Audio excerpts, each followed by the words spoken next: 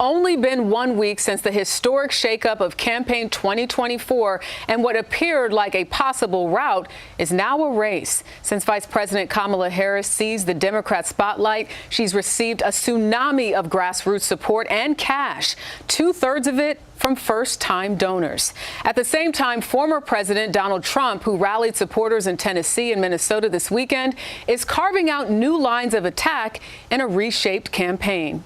CBS's Skylar Henry leads us off tonight from the White House. Skylar, good evening to you. Hey, Jerika, good evening to you. The Harris campaign says it's raised more than $200 million since President Biden's sudden exit from the race. The enthusiasm also prompting her Republican rival to escalate his attacks. She's a radical left lunatic. Former President Trump took aim at his presumed political opponent Saturday in front of a packed arena in St. Cloud, Minnesota. Kamala Harris's deadly destruction of America's borders is completely and totally disqualifying for her to be president. She's evil. It was a 180 from the calls for national unity by Trump after his attempted assassination just 2 weeks ago.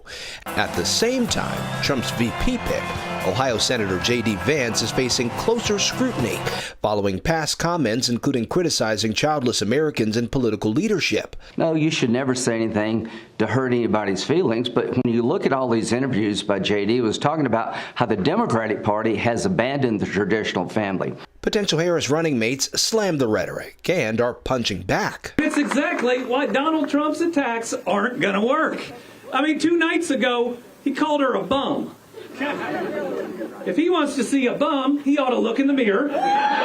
If he has laughed, it's at someone, not with someone. That is weird behavior. As the vice president rallies support across the country, voter enthusiasm in both parties has skyrocketed.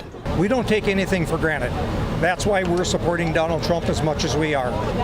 This is the big push to get him across the finish line to save America. I feel energized. I feel excited. I think we're going to do it. We beat Donald Trump the first time. I think we can do it a second time. A new poll out today shows in the last week, Vice President Harris saw an 8% boost in favorability among Americans at 43%, compared to former President Trump, whose favorability dropped to 36%.